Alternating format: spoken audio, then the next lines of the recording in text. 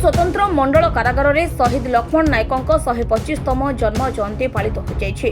ଏହି ଅବସରରେ ବାଣିଜ୍ୟ ପରିବହନ ଖଣି ଓ ଇସ୍ପାତ ମନ୍ତ୍ରୀ ବିଭୂତି ଭୂଷଣ ଜେନା ମୁଖ୍ୟ ଅତିଥି ଭାବେ ଯୋଗଦେଇ ଶହୀଦ ଲକ୍ଷ୍ମଣ ନାୟକଙ୍କ ପ୍ରତିମୂର୍ତ୍ତିରେ ପୁଷ୍ପମାଲ୍ୟ ଅର୍ପଣ କରିଥିଲେ। ଏହି କାର୍ଯ୍ୟକ୍ରମରେ ବ୍ରହ୍ମପୁର ମହାନଗର ନିଗମ ମେୟର ସଂଘମିତ୍ରା ଦଳାଇ, ବ୍ରହ୍ମପୁର ବିଧାୟକ ଅନିଲ କୁମାର, ଗଞ୍ଜାମ ଜିଲ୍ଲାପାଳ ଦିବ୍ୟଜ୍ୟୋତି ପରିଡ଼ା, ବ୍ରହ୍ମପୁର ଏସପି ଡକ୍ଟର ଶ୍ରବଣା ବିବେକ ଏମଙ୍କ ସमेତ मंडल कारागार सुपरिटेडेंट जेलर समेत विभिन्न शिक्षानुष्ठान छात्र छात्री माने जोग देथिले। एही अवसर में शहीद लक्ष्मण नायकों देशभक्ति और बलिदान संपर्क में आलोकपात करथिले अतिथिगण। प्रति वर्ष पर ए वर्ष मध्य शहीद लक्ष्मण नायक जन्म वार्षिकी जेल भितर मारी धूमधाम रे एवं उत्साह उद्दीपना मध्य पालन करा जाउछि।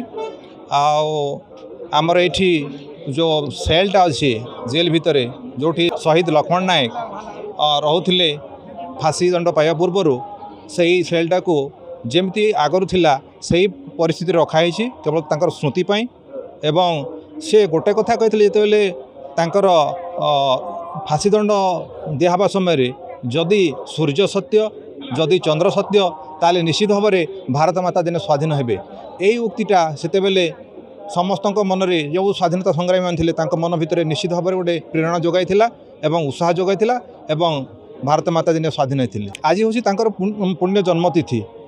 यही दिन मन पकाइपर जो बलिदान आम प्रतिवर्ष ये पूजा करा एवं पुष्पमाल्य अर्पण करा। अविभक्त कोरापुटर तेंतुलीगुमा थे जन्मित आदिवासी संप्रदाय एवं भूमिया संप्रदाय एक उन्नत अख्यात पल्ली रे जन्म होइतिबा मालकानगिरी गांधी महात्मा गांधी पटशिष्य शहीद लक्ष्मण नायक आज जन्मतिथि। तांको एठी फांसी होइथिला, देश पई प्राणत्याग करथिले।